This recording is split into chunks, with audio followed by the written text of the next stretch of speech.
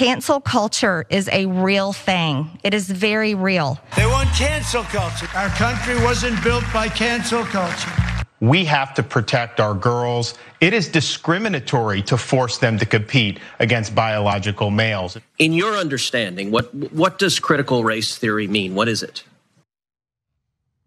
All right, so this is the nonsense that you see daily, as if these are the most important issues in politics. Critical race theory, is it really being taught in math class in Florida? Answer is no, not remotely. Oh my God, trans girls going into high school track teams. Biggest issue in the world. No, it's all nonsense. What is it trying to cover up? What actually happens in politics? And that's what I'm going to tell you about in this story, okay? So something really important is happening in the Senate this week. Let me tell you. HuffPost reports Senate Minority Leader Mitch McConnell won't support a bipartisan domestic manufacturing bill if Democrats try to lower prescription drug prices and tax the rich, the Kentucky Republican announced on Thursday. So, while they're distracting you with squirrels about, critical race theory and cancel culture, Mitch McConnell is trying to make sure that you do not tax the rich, that the middle class pay almost all the taxes. And drug prices, which are literally killing you because of how high they are and you can't afford it, Mitch McConnell is making sure on behalf of the Republicans that your drug prices are higher. Those are things that actually affect your life. They affect your life tremendously. Unlike fictional things like critical race theory, which isn't even taught in high school. They have to distract you for what they're doing to you in Congress as we speak. Now, let me explain further what that means. They're gonna vote on two different bills, it looks like. One is a semiconductor bill, and McConnell's saying, I'm not gonna let you vote on that semiconductor bill if you dare to vote on the second bill, which is Build Back Better. So they're thinking of bringing that back. That has had all the different priorities that were also progressive priorities, lowering drug prices, child tax credit, paid family leave, all these things that massively affect your life. A lot of you were getting the child tax credit. It made a giant difference in your life and you hated that it went away, right? Well, McConnell's saying, not on my watch. Otherwise, you don't get to pass the semiconductor bill. Oh, okay. Well, what's in the semiconductor bill? It sounds kind of obscure, right? Well, here's what it is. The centerpiece of both the Senate and the House bills is $50 billion for a semiconductor incentive program and advanced microelectronics research. So it's $50 billion to a random industry. Who cares? That's a giveaway to giant multi-billion-dollar corporations. It's actually not even who cares, it's worse. You know whose money they're taking? They're taking our money. You and I are paying taxes, and then they're giving it to the richest companies in the world. Ooh, are you holding that one hostage, Mitch McConnell? But for Democrats, like, oh, that's our donors. That's our donors. No, Mitch, we'll do anything. I swear we won't help the American people. This is the sixth state of actual politics in America. So let me give you more details. So, by the way, is Mitch McConnell being serious? No, he's obviously bluffing. Why? Listen to this. The Senate passed this version of the semiconductor bill by a vote of 68 to 32, with 18 Republicans in support, including McConnell. It's not clear if the 17 other Republicans who voted yes would join McConnell in changing their positions. No, they're not gonna change their positions. You know why? They have the same donors. The semiconductors guys bribed the Democrats, they bribed the Republicans. Why do you think the Republicans voted for it? They never vote for any Democratic bill, because it's not a Democratic bill. It's a Republican bill, totally brought to you by giant corporations, meant to rob us, okay? So McConnell's like, oh yeah, I won't let you help my donors. Of course you're gonna let them help their donors, your donors. It's absurd, it's a total bluff. So is it really true that Build Back Better is coming back? Well, let's go to that. The centerpiece of the legislation would be a provision giving Medicare, that's the Build Back Better, giving Medicare more power to negotiate with pharmaceutical manufacturers for lower prescription drug prices. Well, that sounds great, and I'm 1 billion% in favor of that. Are the Democrats really gonna do that? Well, let's keep going. Senate Majority Leader Chuck Schumer and Senator Joe Manchin have nearly finalized a prescription drug agreement, according to a source familiar with the negotiations. Really, have they? But prescription drugs would be just part of the bill. The other major components under consideration would address climate change, that sounds good, and partially undo tax cuts for the wealthy that Republicans enacted in 2017. It sounds really good.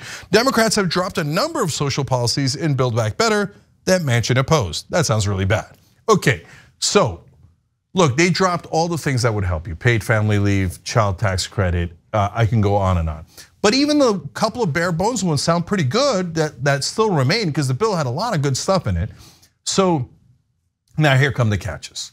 First of all, are they really gonna do anything on climate change? No, another report indicated that they're now rewriting it so that it doesn't really help with climate change. Instead, it helps the oil companies and the coal companies, including the ones that Manchin owns. Everything in politics is a lie, okay? You have to sift through all of this to find out what the reality is. And then are they really gonna increase taxes on the rich in Washington, really? Well, let's go to the last sentence. The tax piece will be difficult for Democrats since they need all 50 members of their caucus to agree, and Senator Krista Sinema has said that she won't support higher tax rates. It's a shell game. Oh, Manchin wants to raise taxes on the rich. Oh, but Sinema doesn't, golly gee. Oh, Manchin wants to lower drug prices, but Sinema doesn't. Sinema wants action on climate, but Manchin doesn't. Oh, well, I guess there's nothing we can do. Oh, and McConnell threatened the semiconductor bill that is so important to the American people. So we will do none of it. That's the games that they play. Mainstream media reporters never tell you about any of that, and they allow them to lie to you and to distract you at the same time. I feel like even when it comes to things, you mentioned how the media will allow them to do this. I think a significant percentage of the media actually doesn't even get it either because they're too busy wrapped up in the process. Oh, I reported that, they said, okay, I gotta move on to the next. Oh, I gotta keep my access, let me make sure I say what they said because I trust my smart politician, congressman, senator who just told me that's what's happening. And it goes on and on and on. I think we give a little bit too much credit to their intelligence and how much they're part of the process. They are part of the process, but they've just been duped into they're just another cog in this system. So another part about this I do want to point out, because Cenk is telling you guys that this is how politics works. And Cenk is a talk show host. He's not a politician. Oh yeah, what are you guys talking about? Cenk just over here is ranting and raving because he just wants to demonize these folks that are trying to do something for the American people. Here's a politician. He works with politicians. His name is Brendan Buck. I go back to this article probably once every 2 weeks. This was back in the beginning of this year, and he was talking about how the approach that Republicans are supposed to have in the midterm elections is the beginning of this year. And he was talking about how Republicans don't need to present any kind of agenda or strategy because their voters just don't care. Don't believe me? How about we read this quote?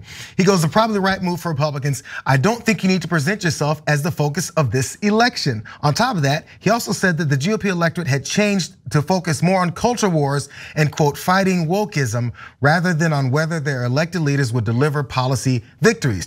He went on, I don't know that Republican voters care too much about policy as they used to. It's much more of a cultural fight that they're waging, and that's really what motivates people. It's almost like they understand how the people that they've appealed to are thinking, and they want to keep them in this cycle of, oh, I'm so mad about this, I'm so mad about that. Culture wars, wokeism. Cenk brought up all those things. We were talking about, oh, the trans swimmer, and oh my God, can you believe inflation? When actually, anytime someone talks about inflation or talks about food shortages or baby formula shortages, and those things try to get addressed, they block them. Republicans need problems happen within our country for two reasons. So they can claim that the other party's doing it, and that then also people can continue to struggle at such a high rate that they don't have enough time to think about what their politicians are doing right in front of them. And it works over and over and over again. Yeah, and you're absolutely right. And circling back to how you started, JR, talking about how the media frames this, like they are doing, the mainstream media is doing such a disservice to all of us. Because even as I was looking into this story, I saw reporter after reporter refer to this semiconductor bill as like a national security bill. And so I was so confused as to why Mitch McConnell would be so ready to just to hold this national security bill hostage to try and block a bill that he doesn't like with the budget reconciliation. And so I think it's really important that we go through these processes of like really breaking down who is benefiting financially from these bills. Cause like, even as like, I consider myself pretty media literate, and I just kept seeing again and again centrist reporters saying like, no, McConnell's bill is very important for national security, for all of these different things.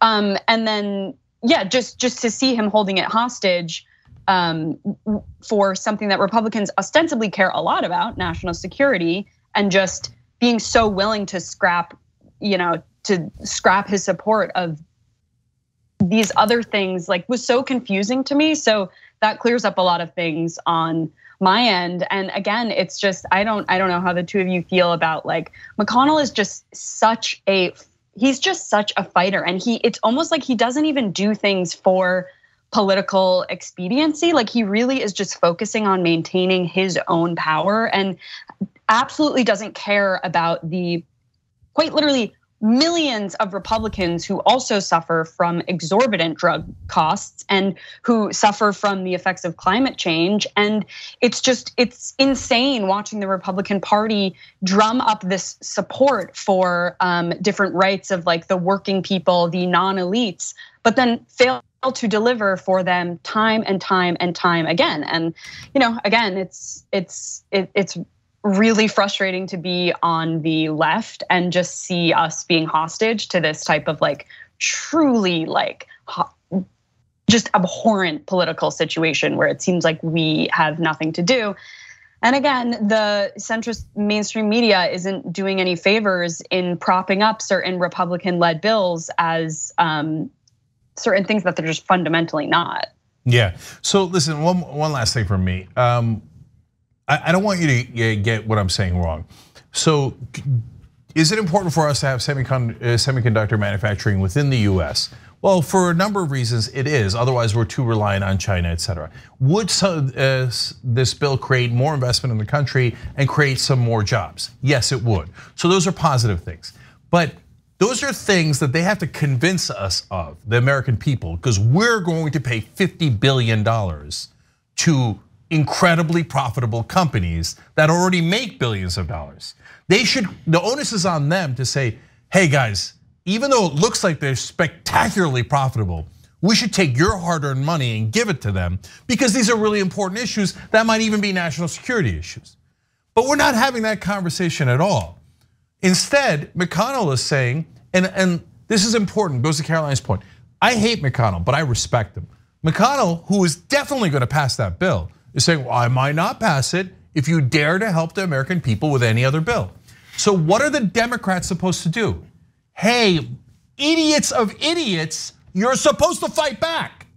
So this is what if I was a Democrat, it's so easy. I'd be like, wait, this semiconductor bill, McConnell wants to kill it. He just said he wants to kill it if we do Build Back Better.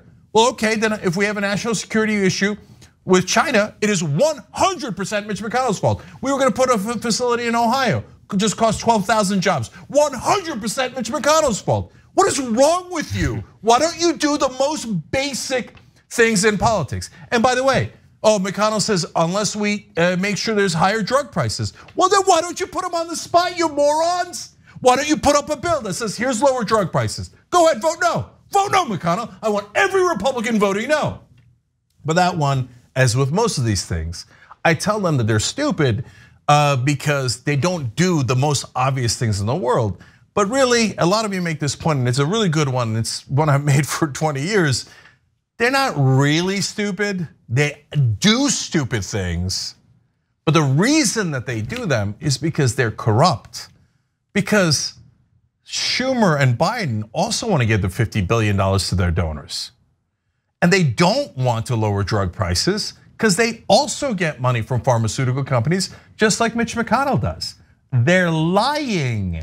That is why we have this whole game. That's why you have the squirrels and the distractions. And that's why you have this fake bluffing by McConnell so Schumer and Biden can go, oh my God, Mitch McConnell twisted my arm. Now I cannot lower drug prices. Oh, I cannot tax the rich at all. Donors, you guys thrilled? They're like, yes, way to go, Biden and Schumer. And the press is like, what?